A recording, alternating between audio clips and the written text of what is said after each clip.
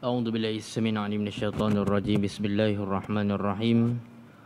أحييكم بتحية الإسلام تحية طيبة مباركة من عند الله. يقول الناس عادة ونقول عبادة. قال الله تعالى في كتابه العزيز الكريم بعد أعوذ بالله من الشيطان الرجيم وإذا حييتم بتحية فحيوا بأحسن منها أو ردوها إن الله كان على كل شيء حسيبا. السلام عليكم ورحمة الله وبركاته. الفاتحة.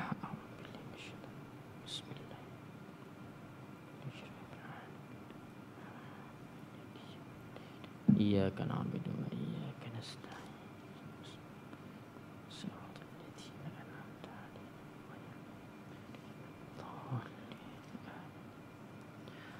الحمد لله الذي أرسل رسوله بالهدى ودين الحق ليظهره على الدين كله وكفى بالله شهيدا.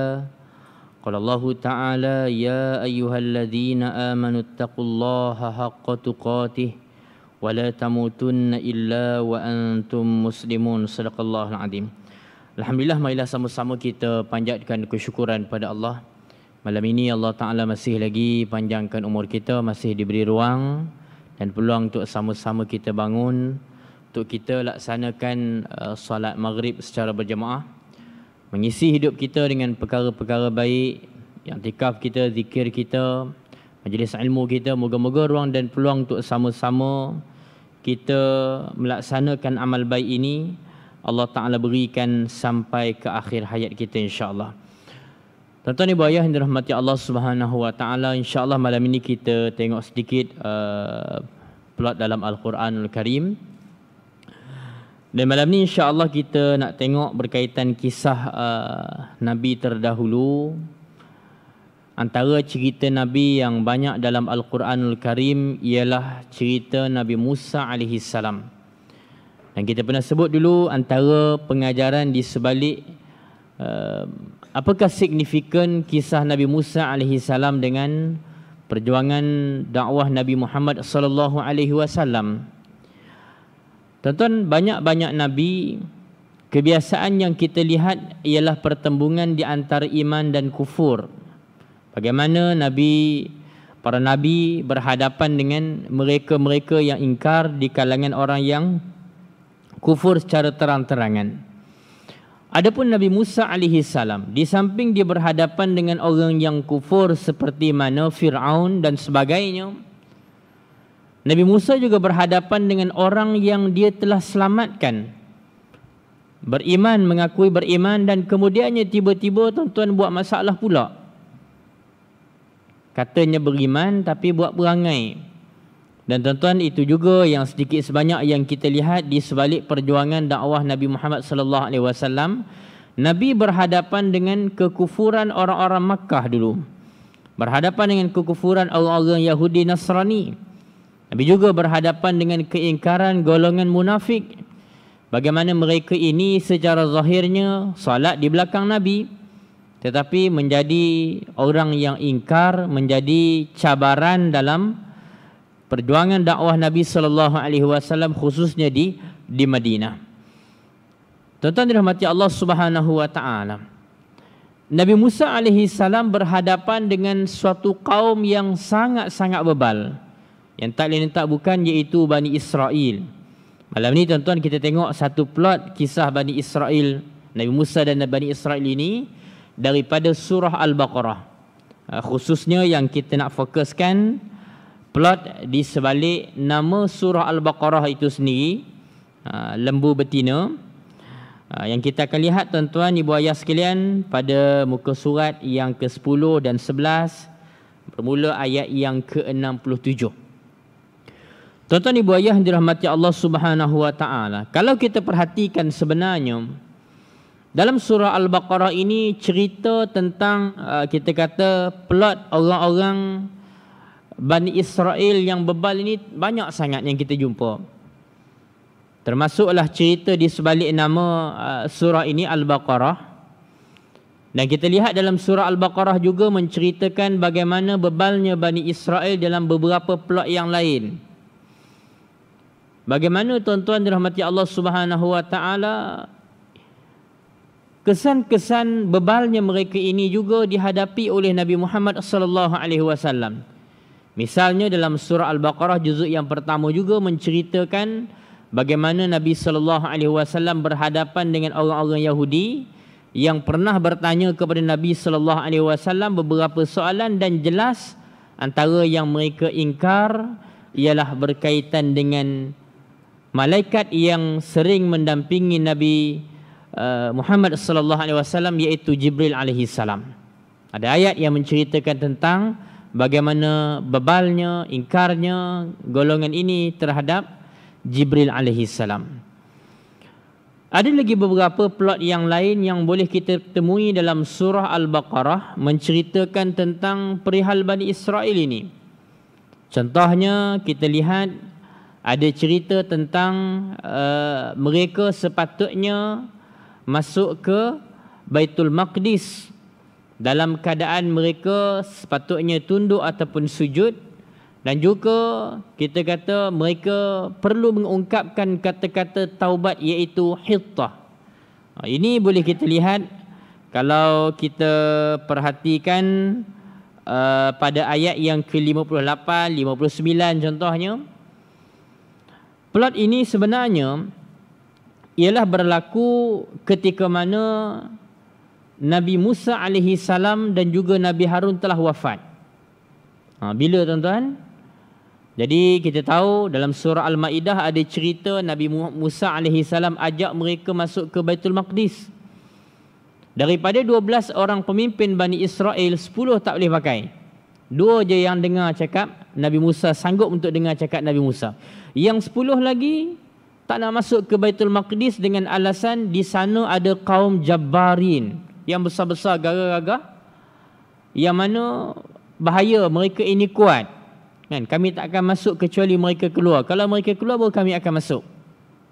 Tuan-tuan, daripada 12 tadi ada 2 yang bagus, termasuklah salah seorangnya iaitu Yusha' bin Nun.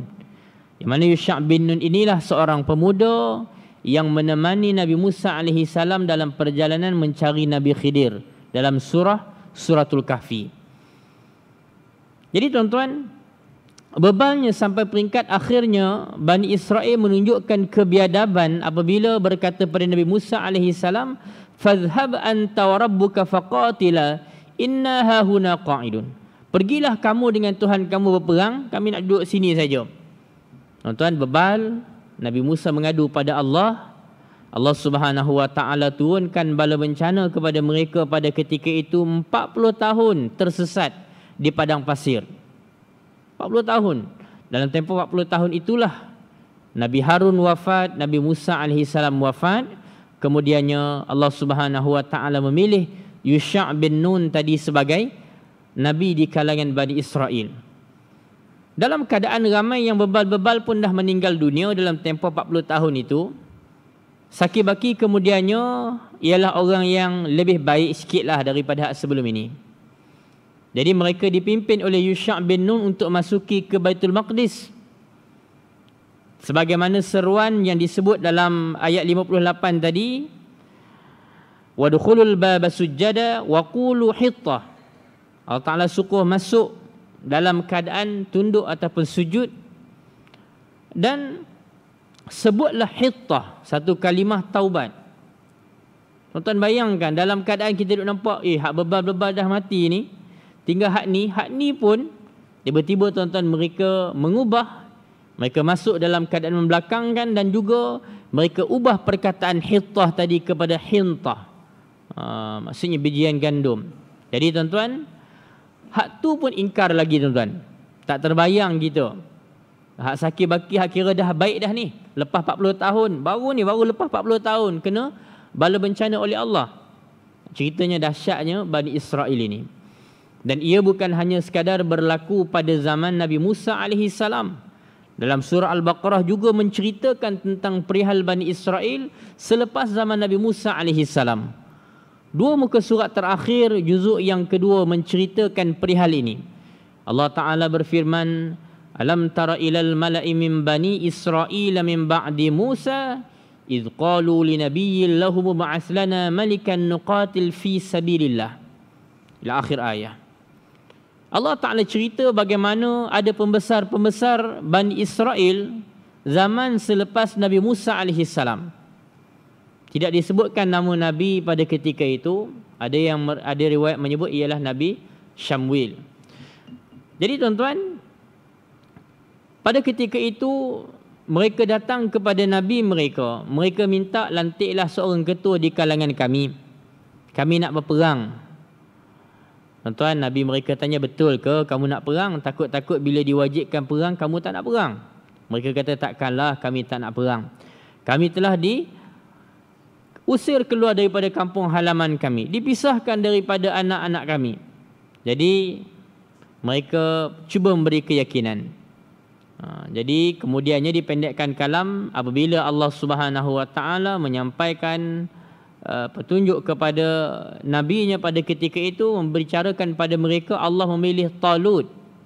Tuan-tuan, mereka pertikai pula, kenapa Talut? Tadi minta sangat. Berlakulah juga kemudiannya pada fasa itu, iaitu pertembungan di antara Talut dan juga Jalut. Jadi masih lagi cerita berkisah tentang Bani Israel. Dan tuan-tuan yang dirahmati Allah Subhanahu Wa Taala, ini contohnya yang kita lihat beberapa plot-plot bebalnya Bani Israel yang diceritakan dalam surah Al-Baqarah. Tuan-tuan, jom kita kembali kepada apa yang kita sebutkan tadi. Perbincangan kita berkaitan dengan di sebalik nama Al-Baqarah itu sendiri, apa ceritanya. Jadi tuan-tuan yang dirahmati Allah Subhanahu Wa Taala, kalau kita lihat dalam ayat yang ke-67 itu, Allah Subhanahu Wa Taala berfirman, A'udzu billahi minasyaitonir rajim. Bismillahirrahmanirrahim. Wa idh qala Musa liqaumihi innallaha ya'murukum an tadhbahu baqarah. Qalu atattakhiduna huzwa? Qala a'udzu billahi an akuna minal jahilin. Dan ingatlah ketika mana Nabi Musa berkata pada kaumnya, sesungguhnya Allah menyuruh supaya kamu menyembelih seekor lembu betina. Mereka berkata, adakah engkau nak menjadikan kami ini permainan? Nabi Musa AS jawab, aku berlindung kepada Allah daripada menjadi salah seorang daripada golongan yang jahil, yakni yang melakukan sesuatu yang tidak sepatutnya.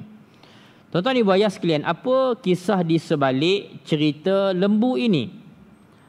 Jadi tuan-tuan, kalau kita tengok cerita lembu dalam kisah Bani Israel ini, sama ada cerita ini dan juga ada satu lagi yang lebih awal, cerita Bani Israel pernah menyembah patung anak lembu. Tuan-tuan bayangkan, mereka ditindas oleh Fir'aun. Nabi Musa selamatkan mereka. Mereka ni orang-orang yang lemah pada asalnya. Nabi Musa selamatkan mereka. Mereka selamat. Tuan-tuan beriman. Katanya beriman dengan Nabi Musa. Lepas tu Nabi Musa pergi ke Tur Sina. Mereka buat perangai, menyembah patung anak lembu. Bila Nabi Musa balik, marah mereka. Dan banyak lagi plot-plot yang lain. Antaranya plot mereka minta nak tengok Allah. Allah Ta'ala turunkan bala bencana pada mereka. Jadi kita kata memang suatu kaum yang sangat bebal. Kata Al-Maududi, di antara hikmah Allah Ta'ala suruh untuk sembelih lembu adalah kerana Allah Ta'ala nak uji Bani Israel, sebagaimana ingin memperingatkan Bani Israel tentang peristiwa patung lembu yang pernah mereka anggap sebagai Tuhan sebelumnya. Jadi tuan-tuan ada ingatan untuk mereka. Jadi tuan-tuan dirahmati Allah Subhanahu Wa Taala, kalau kita lihat apa cerita yang sampai peringkat mereka disuruh sembelih patung anak lembu ini, kita tengok ada beberapa riwayat. Misalnya kita ambil satu yang mana diriwayatkan oleh Imam Ibn Abi Hatim. Diceritakan bahawa ada seorang di kalangan kaum Bani Israel ini. Dia ni kaya tapi mandul, tidak mempunyai anak, sedangkan dia mempunyai harta yang banyak.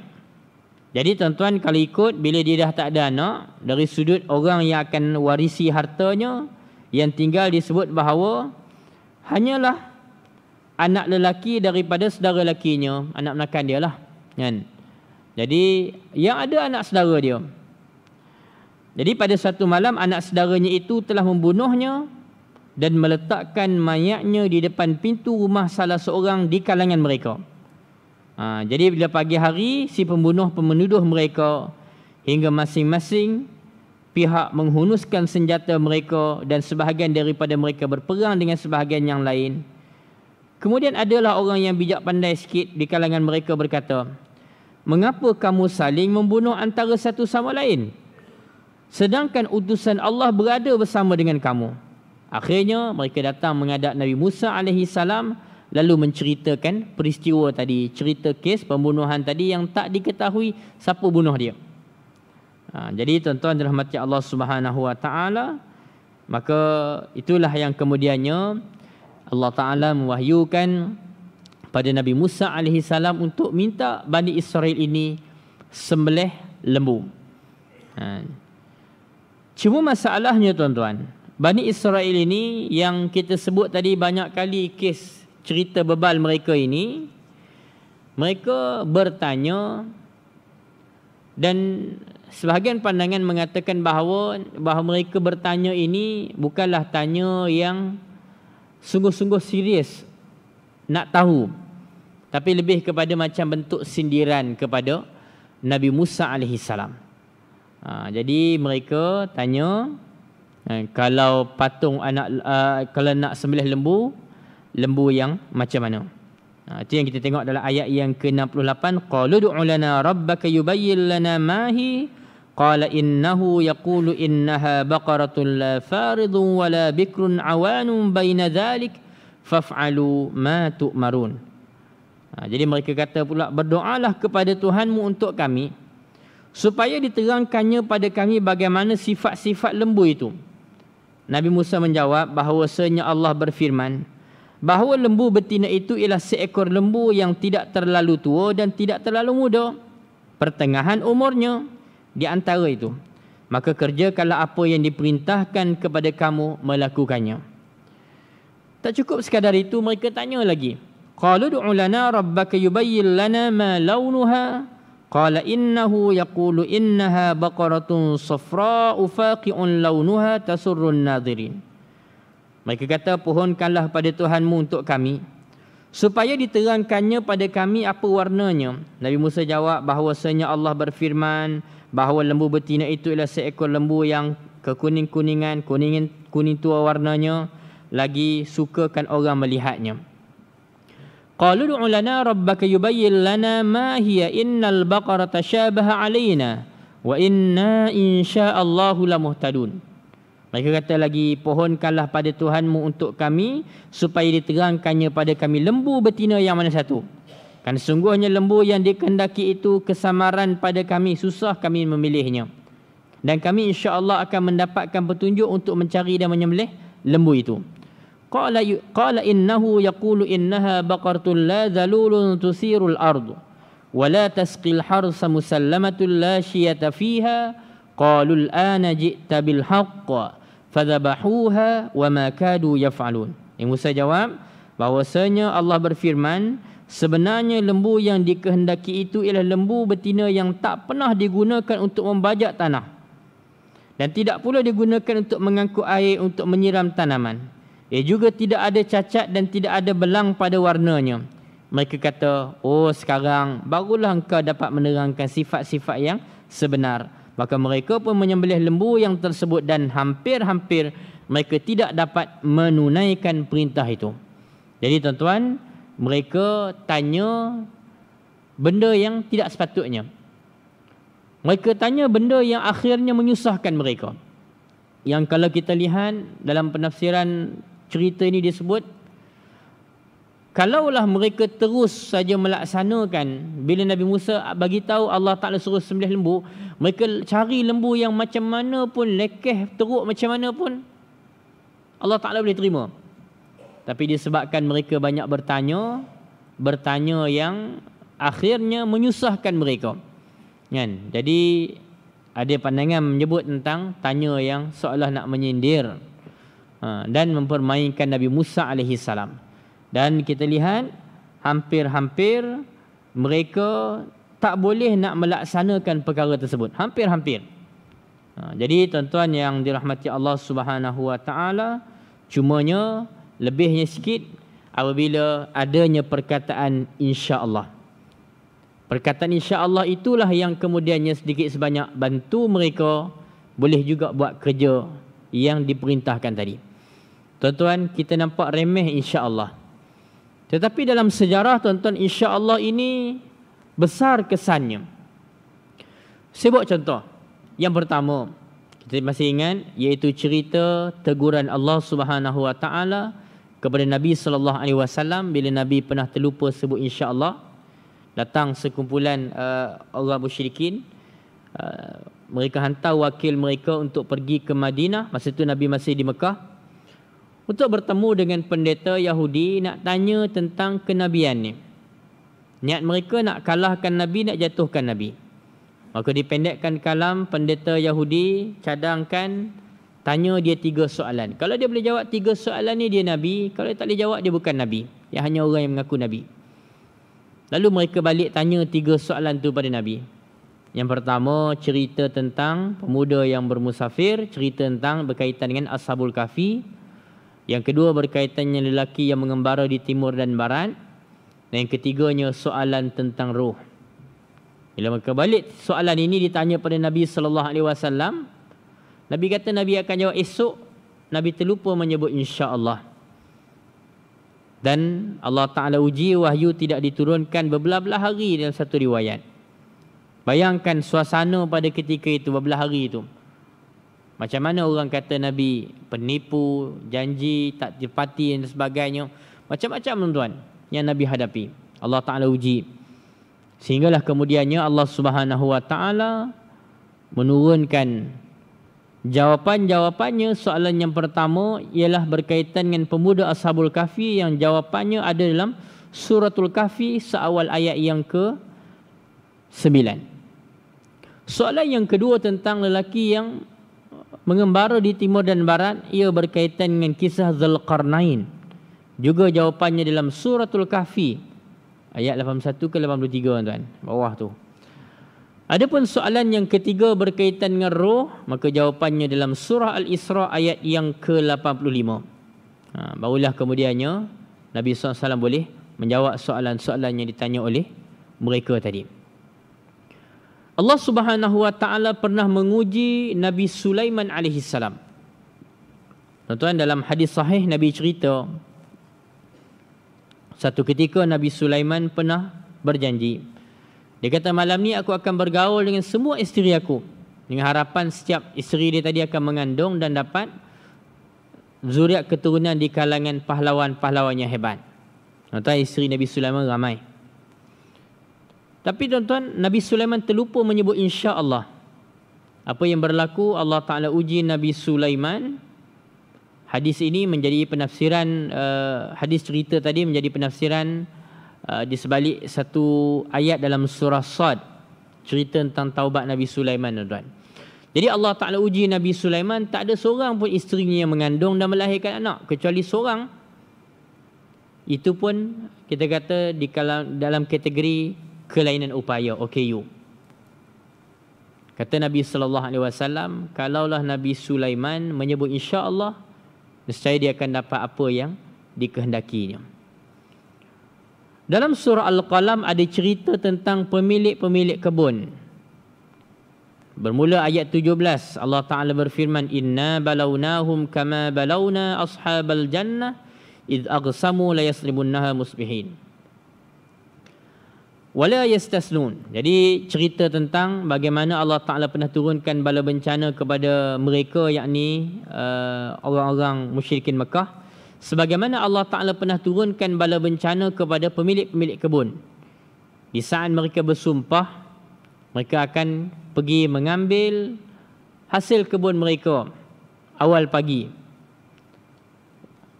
Dalam keadaan mereka tidak menyebut istisna, kan? Wala yastasnun, istisna di sini Dalam konteks kita yang insya-Allah, mereka tak sebut insya-Allah. Sebahagian pandangan kata itu antara asbab Allah Ta'ala turunkan bala bencana kepada kebun mereka. Ibu ayah sekalian, di sana ada orang yang kita lihat dalam Al-Quran cerita tentang tak lupa menyebut insya-Allah. Antaranya ialah kisah Nabi Ismail alaihissalam. Bila Nabi Ismail alaihissalam dalam surah As-Saffat, Allah Ta'ala ceritakan tentang papanya Nabi Ibrahim, bagi tahu tentang mimpi menyembelihnya. Tuan-tuan, Nabi Ismail suruh bapanya yakni Nabi Ibrahim laksanakan apa yang Allah Ta'ala perintahkan. Satajiduni insya-Allah minas sabirin.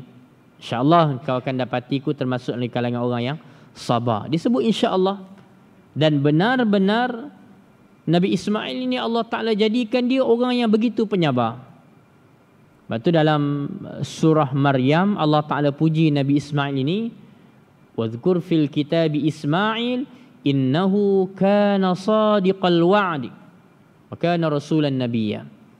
Ta'ala kata, sebutkanlah, ceritakanlah tentang perihal Nabi Ismail, sungguhnya dia adalah seorang yang benar dalam janjinya, sadiqal wa'd. Apakah kekuatan yang menyebabkan Nabi Ismail boleh menjadi orang yang benar dalam janjinya? Dikaitkan dengan ayat surah As-Saffat tadi, iaitu dia menyebut insya-Allah. Jadi tuan-tuan, insya-Allah jangan kita pandang remeh. Hatta dalam riwayat disebut bahawa kalau kita terlupa setahun pun, tiba-tiba baru kita teringat malam ni, adalah kita pernah janji dengan orang tahun lepas tapi tak sebut insya-Allah. Kita masih lagi dituntut untuk menyebut insya-Allah. Tuan-tuan, kita ni orang Melayu biasa guna insya-Allah ni nak berlepas diri pada kawan, kan? Kawan kata jangan lupa kenduri raya Cina ni. Kita duk fikir balik kampung, confirm lah plan balik kampung ni. Dia sebut insya-Allah, dalam hati tak boleh pergi, kan? Tapi hak kita yakin kita boleh pergi, dia kata kenduri, confirm pergi, kita kata. Kawan baik daripada kecil ni, takkan tak pergi, kan? Confirm pergi punya. Tak sebut insya-Allah. Yang kadang-kadang hak confirm pergi tadi jadi tak jadi. Hak tadi duk rasa macam tak boleh pergi, tiba-tiba boleh pergi, tuan. Tuan, boleh kita rasa boleh pergi ke tak boleh pergi, tuan? Maka lapiklah dalam janji kita dengan perkataan insya-Allah. Bani Israel tadi hampir-hampir mereka tak boleh melaksanakan benda yang menyusahkan diri mereka, mereka yang menyebabkan diri mereka susah. Tapi asbab insya-Allah, akhirnya Allah Ta'ala permudahkan mereka, dapat juga mereka cari lembu tersebut. Tuan-tuan, kuayah dirahmati Allah Subhanahu Wa Ta'ala, sambungan pada riwayat Imam Ibn Abi Hatim tadi, tuan-tuan. Jadi akhirnya mereka dapat, sesudah mereka dapat lembu betina yang diperintahkan agar mereka sembelihnya, ternyata lembu betina itu adalah milik seorang lelaki yang tak mempunyai lembu lain kecuali satu-satunya yang mereka harapkan. Akhirnya si pemilik lembu kata, demi Allah, sebagai tukarannya aku tak mahu kurang daripada sejumlah emas yang memenuhi kulitnya. Maka mereka terpaksa ambil juga lembu betina tersebut dengan memberikan tukaran berupa emas sepenuh kulitnya. Mereka menyembelih lembu tersebut, lalu memukul sebahagian daripada anggota badannya ke tubuh mayat yang dimaksudkan. Akhirnya si mayat dapat hidup. Mereka bertanya, siapakah yang membunuh kamu? Dia menjawab, orang ini. Seraya dia mengisyaratkan pada anak saudaranya, lalu ia tumbang kembali dan mati. Jadi si pembunuh tadi tidak diberi sedikit harta pun daripada peninggalan si mati tadi. Jadi begitu juga sesudah peristiwa itu, maka setiap pembunuh tidak akan dapat mewarisi harta orang yang dibunuhnya. Jadi tuan-tuan yang dirahmati Allah Subhanahu Wa Ta'ala, ini yang kita lihat kalau kita perhatikan balik surah Al-Baqarah tadi, pada ayat yang ke-72 Allah Ta'ala berfirman, wa idh qataltum nafsan faddara'tum fiha wallahu mukhrijum ma kuntum taktumun faqulna adribuhu bi ba'dihha kadzalika yuhyillahu al-mauta wa yuriikum ayatihi la'allakum ta'qilun. Dan ingatlah ketika mana kamu bunuh seorang manusia, kemudian kamu tuduh menuduh sesama sendiri tentang pembunuhan itu, padahal Allah tetap melahirkan apa yang kamu sembunyikan. Maka kami, kata Allah, berfirman, pukullah si mati dengan sebahagian anggota lembu yang kamu sembelih itu. Mereka pun memukulnya dan ia kembali hidup. Demikianlah Allah Ta'ala menghidupkan orang-orang yang telah mati dan memperlihatkan pada kamu tanda-tanda kekuasaannya supaya kamu memahaminya. Jadi tuan-tuan yang dirahmati Allah Subhanahu Wa Ta'ala, kalau kita lihat di sebalik ayat tadi, di samping Allah Subhanahu Wa Ta'ala menyelesaikan permasalahan tentang siapakah yang membunuh si mati tadi, pada masa yang sama Allah Subhanahu Wa Ta'ala menunjukkan kekuasaannya. Walaupun secara logik akal ia bersalahan dengan adat, tapi Allah Maha Kuasa, Allah Ta'ala boleh buat. Maka ia menjadi sedikit sebanyak petanda bahawa akan adanya kebangkitan setelah kematian. Dan hal demikian amat mudah di sisi Allah Subhanahu Wa Ta'ala. Tuan-tuan, ibu ayah yang dirahmati Allah Subhanahu Wa Ta'ala, banyak menyebut tentang perangai-perangai, tabiat-tabiat buruk Bani Israel dalam surah Al-Baqarah. Dan kita tahu ia adalah surah Madaniyah, yakni surah yang diturunkan di Madinah ataupun selepas hijrah. Dan kita tahu setelah Nabi berhijrah, Nabi berhadapan dengan cabaran orang-orang Yahudi. Kalau di Mekah 13 tahun itu Nabi berhadapan dengan orang-orang musyrikin Makkah. Adapun di Madinah Nabi berhadapan dengan orang-orang Yahudi antaranya. Jadi sedikit sebanyak tuan-tuan ibu ayah sekalian, cerita-cerita Bani Israel yang begitu bebal dalam surah Al-Baqarah memberi gambaran persiapan dan motivasi pada Nabi sallallahu alaihi wasallam. Bila Nabi berhadapan dengan kesukaran orang Yahudi di Madinah, Allah Ta'ala bawakan cerita-cerita bebalnya Bani Israel zaman-zaman dulu.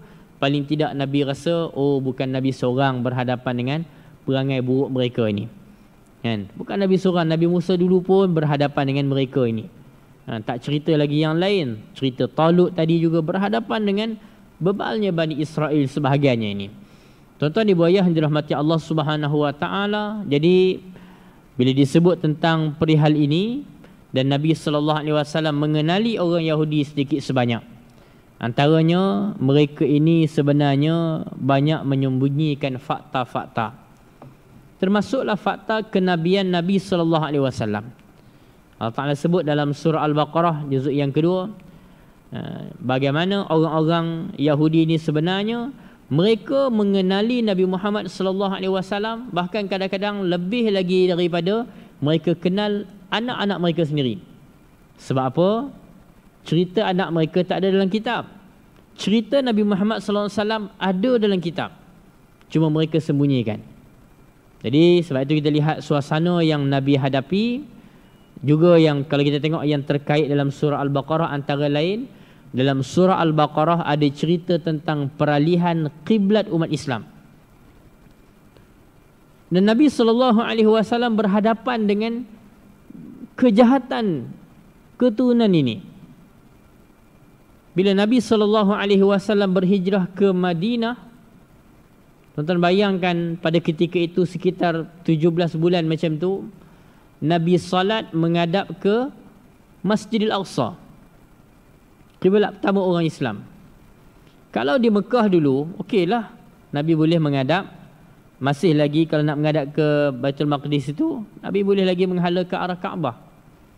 Tapi kita kata bila kedudukan, bila berhijrah ke Madinah, Madinah di utara, jadi kedudukannya dah lain. Bila nak menghadap ke Masjidil Aqsa tidak melalui Kaabah, Nabi sering berdoa kepada Allah Subhanahu Wa Ta'ala. Itu yang disebut pada awal juzuk yang kedua itu dalam surah Al-Baqarah, cerita bagaimana Allah Ta'ala tahu, Allah Ta'ala melihat, mendengar doa dan rintihan Nabi. Sering Nabi berdoa yang beri gambaran Nabi sangat rindukan Baitullah. Dan orang-orang Yahudi mempersenda Nabi. Alah Muhammad ni solat pun menghadap kiblat kami. Dia bersenda. Nabi berdoa pada Allah. Sampai masanya Allah Ta'ala perintahkan peralihan kiblat umat Islam. Tuan-tuan, bila beralih kiblat umat Islam, mereka datang merayu pada Nabi SAW supaya patah balik kiblat macam sebelumnya. Tuan-tuan, Nabi tidak layan. Dan bagaimana, inilah sebahagian daripada apa yang mereka dengkikan terhadap kita sebagai umat Nabi SAW.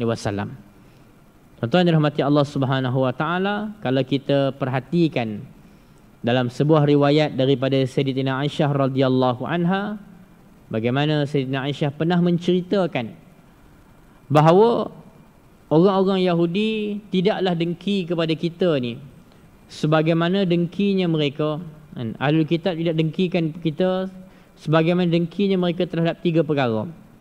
Yang mana 3 perkara ini antaranya ialah berkaitan dengan peralihan kiblat umat Islam. Hari Jumaat yang baik untuk kita, tidak untuk mereka. Dan yang ketiganya berkaitan dengan ucapan amin kita di belakang imam. Ini berkaitan dengan solat jemaah.